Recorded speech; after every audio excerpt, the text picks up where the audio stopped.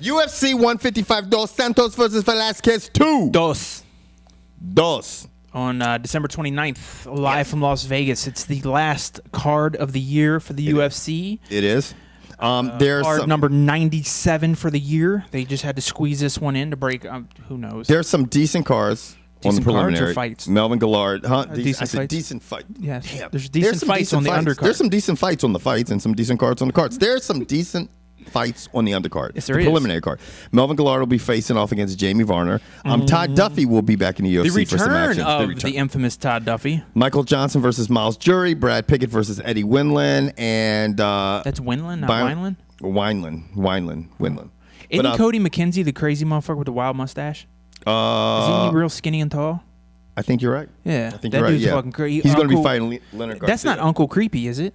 What? No, Uncle Creepy's smaller. Yeah, Uncle is Ian. But this, Ian. Ian something. But I thought Cody McKenzie's fucking weird looking too. He is probably. But this. Also, the return of Chris Leben. And that's where we're going to start, everybody. Chris Leben is going to be fighting Carlos Vamola. Now I'm going to pick, He had a year off for weed this time, or was it pain pills? It was some type of drug. It was either weed or pain pills. It was some type of drug. But I'm going to tell you what. That dude looking like motherfucking. Yeah, he looks crazy. Cody McKenzie looks pretty crazy. He looks like the Anonymous. The guy from Anonymous. That's by the way, I'm going to be a little bit of a nerd right here, maybe even a geek. I don't care. I hope for all you people who, the tragedy up there, those Westboro Baptist Church filthy pieces of shit. Because, hey, look, you use your First Amendment right. I'm using mine. I think you bit off a little more than you could chew. They were talking about going to protest the unfortunate events, the funerals of these children. So Anonymous goes, you probably don't want to do that.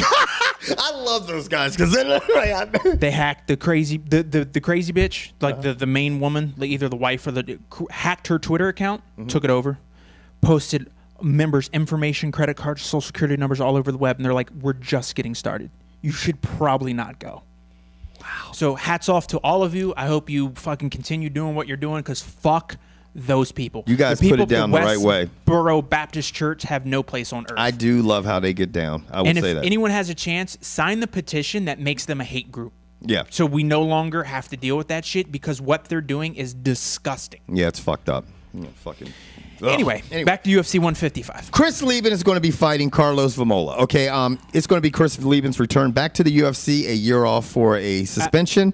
Look, I know Chris Leben can't win every fight, but I love what you get with Chris Leben because you know what you're getting. He's going to walk out to the center of the ring, and he's going to try to knock you out. He's going to. And you know what? And he doesn't fake it. He doesn't act like he's some great guy. No, he doesn't. He's like, hey, I come to fight. He comes to fight. I think because of that, I'm going to pick him to drop this guy. Now, I will say this guy did knock out Seth Petrozelli.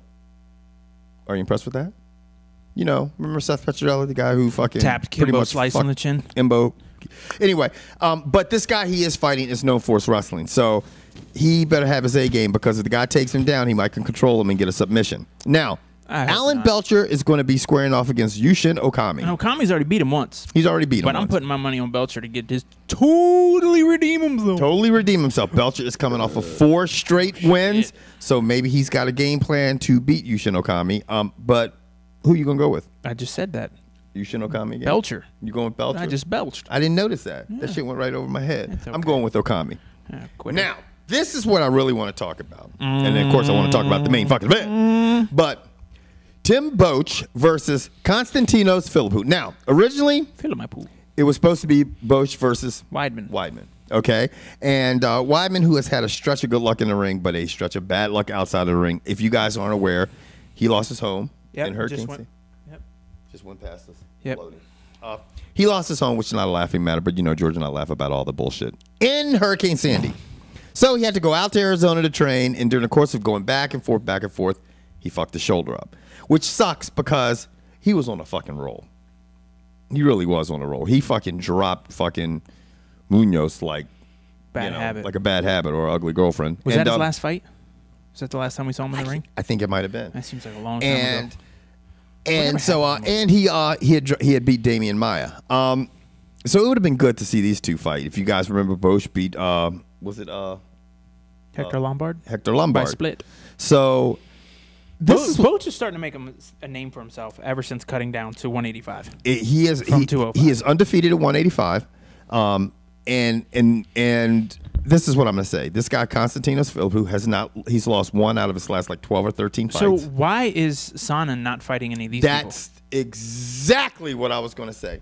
Why? Why doesn't Chael Sonnen fight one of these guys? Because you know what? I'm going to tell you what, and you guys can argue with me all you fucking want to. If you put Tim Boetsch in front of him, Constantinos Philippou, and Weidman, right? He's going to get a loss. I think he probably gets 2 out of those fights. I mean, why not make them? Because originally we were supposed to have Munoz fight Sonnen. So why not? Can we get that fight again? Maybe we can. I mean, but no, you know what we're getting? We're getting him just jumping up and fucking every 205. That's my question is: if a 155er said, "I'll go fight John Jones," would they have let it happen? And why George is saying that is because Dana White went out and said, "Well, you know what? Sonnen was the only one to step up. First one to step up. Not many middleweights are going to step up because they're not going to think that they're going to be able to take that fight at 205. They're thinking that a light heavy would be the person to get the fight. Since the precedent has now been set, why not? Right. You know what? If I'm a fighter, I'm going to stay in shape as year-round as I can and be like, oh, look, he can't fight. I'll fight him. I don't care what the weight class is. Why didn't GSP step up for it? But he's done so much. Why did GSP step up? He's done so much. For what? The UFC? For the UFC, he does everything they want to. How many fights has that asshole had in Montreal? There you go. See, you know how bad it is. I'm going to tell you how bad it is with GSP in the fights in Montreal. My girlfriend, she doesn't follow MMA. She gives a fuck. I mean, she watches the fight. She's like this. She's like, oh, so is that a good fight? And she goes, I go, yeah. She goes, well, who's fighting? She goes, oh, he's going to fight Diaz? And I go, yeah. She goes, oh, didn't we just watch him fight? I said, yeah, it's a little brother. And she goes, oh, and she's looking at stuff. She goes, look where they're fighting. Montreal. It's so, you know what I mean? And look, I already have my theory on why he gets the fight at home. What's your theory?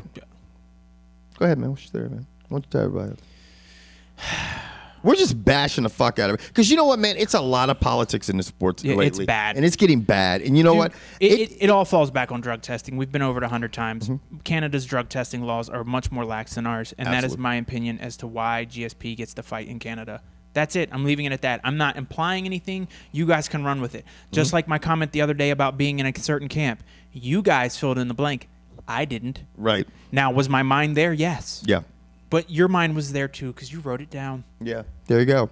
Now, moving on to some fucking lightweights that have been pretty nasty. 2 guys, Joe Lauzon and Jim Miller. I'm going with Lauzon. This should be a good fight. Originally, Lauzon was scheduled to fight Gray Maynard, but just like everybody in the UFC, you get fucked up and you get hurt. And so now they're not fighting. They're not fighting. You remind me of, everyone's seen it, the YouTube video where the guy's in Alabama. Mm-hmm. Here in Alabama, goddamn motherfucking bugs big as shit, god. Oh, yes. Oh, yeah. Oh, the Brother Gone Ghetto video. Yeah, that could be me sometimes, definitely. I will say this. Miller is the only loss. He's had 4 losses in his career, okay? But let's look real quick at the people who beat Jim Miller, okay? Benson Henderson. Mm-hmm. Frankie Edgar. Mm-hmm. Gray Maynard. Mm-hmm. And Nate Diaz. Those are 4. And Joe Lauzon. You think that's what you think? Yeah. I'm going with Jim Miller. That's fine. Because it's Miller time. I can tell you what. Although Bud Light will be sponsoring the event. That fight's going the distance. Yeah. Now, on to the main event. And I'm telling you right now, I hope Dos Santos wins so we don't have to see this happen a third time. No, that's true. And I think that's just what's gonna happen. There's way too many damn heavyweights to watch these guys fight for a third time. This is the thing.